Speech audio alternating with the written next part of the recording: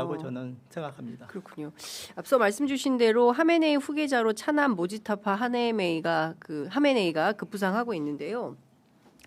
이란도 북한처럼 일종의 세습 뭐 이런 게 가능할지, 뭐 지금 순교자 이미지가 있기 때문에 그 보수파에서는 그 차남의 승계 가능성이 있다, 뭐 이런 분석도 언론에 나오는데 교수님 어떻게 분석하십니까? 저는 역사의 가정은 없지만 네. 만약 네.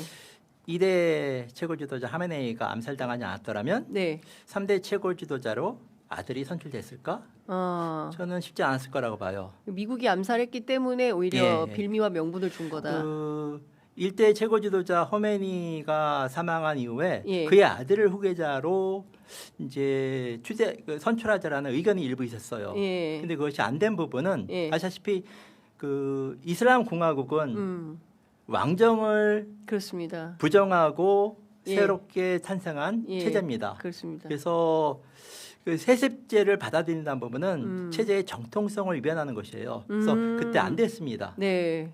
그때는. 그래서 근데 그렇다면 이번에는 왜 됐을까? 예. 과연 암살과 예. 이에 대한 그 저항의 상징이라고 좀 볼 수 있습니다. 저항. 그래서 단순한 형식적으로는 아들이 선출되었지만 네. 이 부분은 세습 체계라는 식으로 보기보다는 네. 이 위기를 예. 하나의 하메네이의 죽음을 예. 저항과 순교자 정신으로 확대하면서 네. 내부 결석을 강하게 다지자라는 음흠.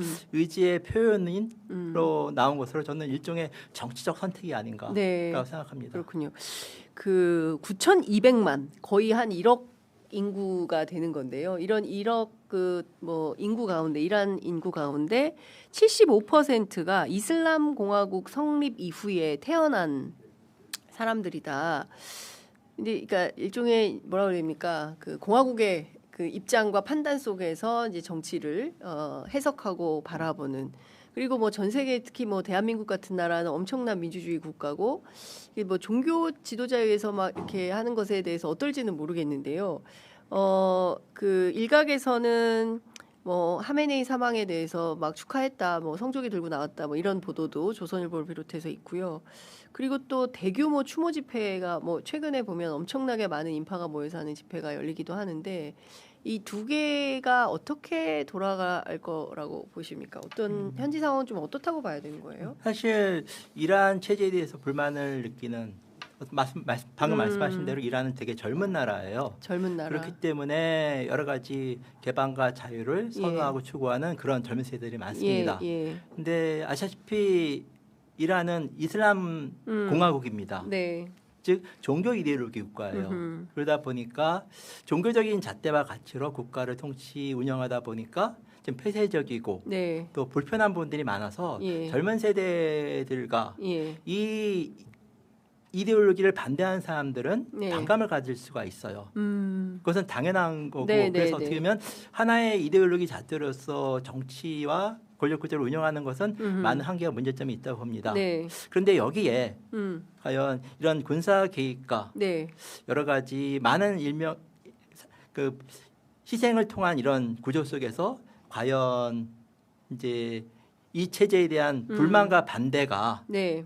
어떻게 보면 외세를 환영하고 새로운 친미 정권 수립을 이루는데 동조자 역할로 나갔을까? 저는 그러기 쉽지 않다고 봅니다. 앞서 예. 말씀드렸듯이 이란의 역사는 매우 복잡하지만 예. 끊임없이 저항해 왔어요. 저항의 역사. 그렇다면 이번 사태에서 미국과 이스라엘이 의도한 대로 순조롭게 이루어질 가능성은 저는 그렇게 크게 높지 않다고 봅니다. 네. 그 네타냐후가 끊임없이 트럼프를 꼬셔가지고 이렇게 그 이란을 침공하게 된 거다라는 국내 언론의 분석이 있는데요. 그건 어떻게 보세요? 저는 그럴 가능성도 있다고 보는데요. 네.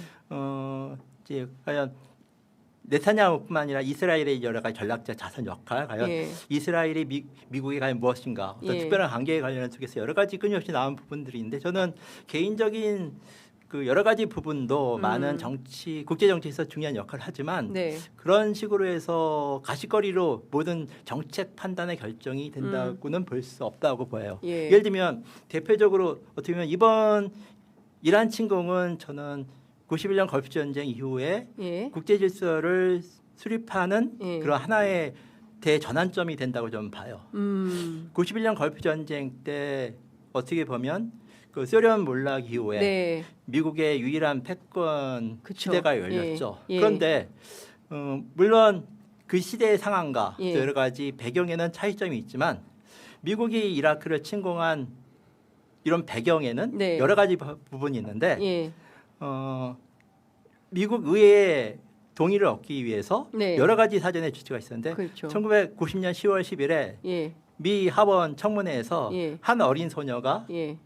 공개적인 발언을 해요. 그래서 한 쿠웨이트 소녀 15살 날이라는 소녀가 방금 쿠웨이트에서 탈출해 왔고 이라크 병사의 만행을 얘기합니다.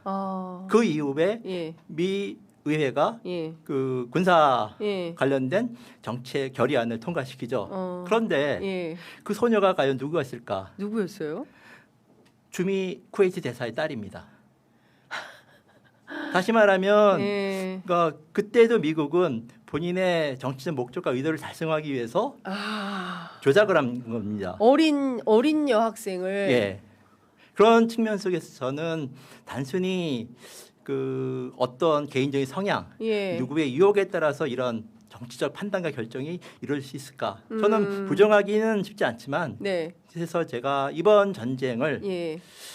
페트로 달러를 예. 방어하기 위한 예. 에너지 패권 전쟁이라고 보는 예. 부분은 예. 어떻게 보면 이번 전쟁 이후에 예. 저는 새로운 국제 질서를 예. 미국이 다시 새롭게 구축하기 위한 의도와 목적이 있는 것이 아닌가라고 생각합니다. 핵심은 뭐 핵도 아니고 핵무기도 아니고 핵이 있다고 뭐 끊임없이 막 여론전을 해서 결국에는 페트로달러 패권을 유일하게 미국 중심적 세계 질서를 세우려고 중국이 넘보는 것을 막기 위해서 이렇게 남의 나라에 침공해가지고 대통령도 잡아가고 죽여버리기도 하고 이게 미국이라는 나라의 본질이다. 자, 아이고 시간이 벌써 이렇게 됐는데요. 교수님 말씀 듣다 보니까 시간이 너무 금방 훌쩍훌쩍 가는 것 같습니다. 자, 미국에서 미 의회에서 이 전쟁을 멈추는, 그러니까 마가 진영도 뭐 분열되고 있고 공화당 내부에서도 여러 이견이 있어서 의회에서 이 전쟁을 뭐 중단하는 결의안을 채택한다라는 얘기가 나오는데 그것도 쉽지 않을 것이다. 뭐 분석도 있습니다. 예. 교수님 그것도 좀 불가능하다고 보시는 거죠? 예. 일단 소기의 목적을 달성하기 이전까지는 네. 이제 출구 전략을 미국이 이제 결정하고 특히 트럼프 대통령이 결정할 상황이라 보는데 그런 측면 속에서 저는 이번 어떻게 보면 무고한 민간인들 소중한 생명들이 지금 그렇습니다. 죽어가고 있잖아요. 1,100명이 이란에서 지금 죽었습니다. 이런 부분 속에서 저는 이번 사태의 발단은 2018년이라고 봐요. 트럼프 미국 대통령이 당선되면서 일방적으로 J-14라는 그 포괄적 공동행동 계획을 탈퇴했죠. 당시 이 핵 협정은 유엔 안보리 상임 이사국과 독일이 합의한 다자간 합의였고 또 유엔이 승인했습니다. 그런 것을 파기한 것을 용인했기 때문에 이와 같은 전쟁과 침략, 만행과 살상이 벌어지고 있는데 그렇다면 이런 것을 외교적 해법을 우리가 다시 강조하고 있는데 복원하기 위해서는 그 당시 주체들이 국제사회가 함께 중재와 개입해서 다시 한번 논의하는 것이 필요하다고 봅니다. 그렇다면 단지 말하면 한 국가가 또 일부 국가가 이 사태를 해결할 가능성도 쉽지 않다고 봐요. 그때의 참여 주체들이 함께 모여서 중재하고 논의하고 해서 어쨌든 사람 죽는 것을 막아야잖아요. 또 더 이상의 피해를 이제 최소화하기 위해서는 국제사회가 함께 이 부분을 좀 각자 빨리 그 논의하는 것이 필요하다고 저는 생각해요. 국제사회가 연대해서 이 무도한 전쟁을 멈추기 위한 적극적인 노력을 해야 된다. 근데 지금 유엔 안보리 그 의장국이 미국이어가지고 이달까지는 해법이 없다. 다음 나라가 바레인이라면서요. 그럼 바레인이 의장국을 맡게 되면 조금 내달에는 바뀔 수 있을까요? 좀 더 두고 봐야죠. 바레인 같은 경우도 예. 어떻게 보면 취약한 권력 네. 구조를 가지고 있기 때문에 아마 독자적인 행보를 보이기는 쉽지 않을 거라고 봅니다. 그렇군요. 예, 쉽지 않군요. 자, 우리 이재명 정부, 국민주권 정부는 이 전쟁과 관련해서 어떤 스탠스를 취하고 어떤 역할을 하는 게 좋다고 보십니까? 저는 직접 당사국이 아니기 때문에 비교적 자유롭게 우리가 독자적인 외교 행보를 보일 수 있다고 보거든요. 네. 어떻게 보면 우리 지금 에너지 문제나 예. 또 주시장이 흔들리고 있고 예. 그렇다면 직접 당사자는 아니지만 우리 경제에 큰 영향을 미칠 수 있고 네. 그래서 저는 항상 위기는 기회라고 봐요. 이때 당사국이 아니기 때문에 자유롭게 우리가 네. 외교적인 입지를 강화시킬 수 있다고 볼 수 있는데 예. 예를 들면 오만을 비롯한 아랍 국가들과 외교 관계를 좀 강화시켜서 적극적인 중재자 역할을 할 필요가 있지 않을까? 적극적 중재자 예, 역할. 그렇다면 이런 부분을 통해서 우리는 그러니까 중재 경험도 비축할 수 있을 뿐만 아니라 예. 이번에 다양하게 구축된 네트워크를 통해서 네. 이 중동 문제를 한반도 문제와 연결할 수가 있고 음흠. 그렇다면 북한 문제 부분도 앞으로 지속적으로 제기될 수 있을 텐데 네. 우리가 이제 신뢰 구축의 하나의 예. 해결사 중재자 역할을 좀 부각할 수 있을 것 같고요. 음흠. 더불어서 이제 하메네이 추모제가 40일 정도 40일 뒤에 열릴 거라고 네, 네, 알려져 네. 있는데요. 예. 이때 좀 조심스럽지만 우리가 특사 파견 방안이나 어. 이런 부분들을 좀 내부적으로 좀 준비해 볼 필요가 있을 것 같아요. 네. 그렇다면 파견을 할지 말지와 네. 더불어서 이제 어느 수준을 할지 이런 네. 부분을 어떻게 보면 이런 상황 속에서 우리는 반이란 국가는 아니잖아요. 그렇죠. 또 그리고 우리 테헤란로가 있습니다. 예. 예, 서울로가 있고. 그리고 예.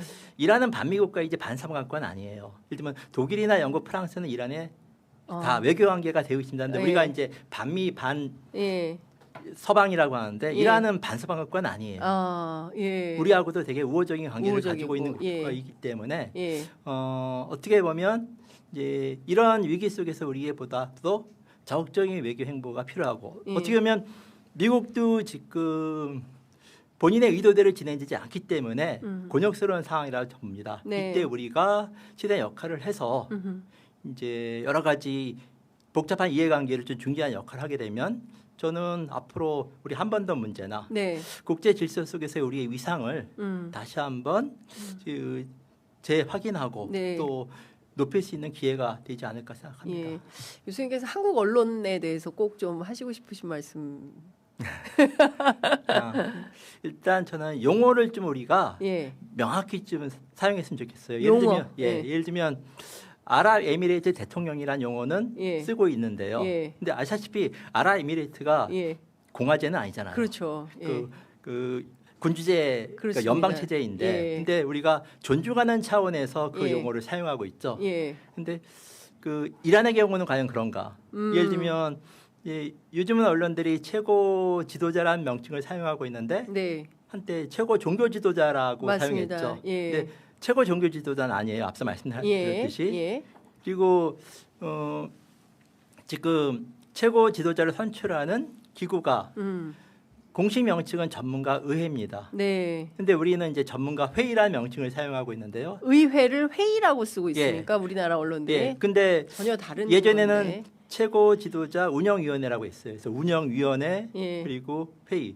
완전히 국가를 무슨 이거는 그 국민들이 그 최고 지도자를 선출하는 성직자를 뽑는 기구입니다. 네. 그들의 임기는 8년이에요. 예. 그렇다면 이 용어 사용 부분을 좀 우리가 예. 정확히 할 필요가 있고요. 예. 또 다른 부분은 전쟁 보도에 대한 보도 형태인데 네. 저는 좀 형식적이나마 기계적인 중립을 좀 보였으면 좋겠어요. 기계적 중립이라도 예를 보여라. 들면 좀 전쟁을 벌이고 있는데 예. 미국과 이스라엘 언론 보도는 많이 나오고 있는데 예. 과연 한 번이라도 이란 쪽 입장과 언론 보도를 한 것이 있을까? 네. 또 정 이란 쪽하고 여러 가지 보도가 힘들다면 적어도 알자제라 예. 언론 부분들은 한 번쯤 할 봐라. 필요가 있을까? 예.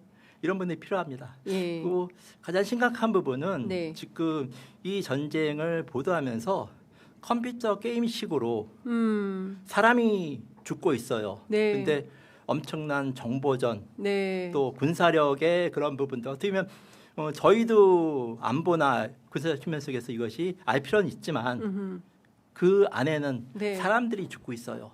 이런 부분들을 함께 우리가 더불어서 고민해 볼 필요가 있지 않을까 생각합니다. 네. 그 제가 사실 이번 전쟁에서 가장 끔찍하다고 생각하는 게 미나부시의 여자 초등학교 어린 학생들이 학교에 수업 받으러 갔다가 무려 165명이나 사망한 사건입니다. 저도 알자지라에서 봤는데요. 엄마들이 뭐라 해야 됩니까? 울분이라고 해야 될까요? 엄마들이 우는데 그 소리가 흡사 그러니까 어디에 비유할 수 없을 정도의 정말 울부짖음이 터져 나왔는데요. 그게 저도 이제 두 아이를 키우는 엄마 입장에서 너무 공감이 되고 너무나 안타까웠습니다.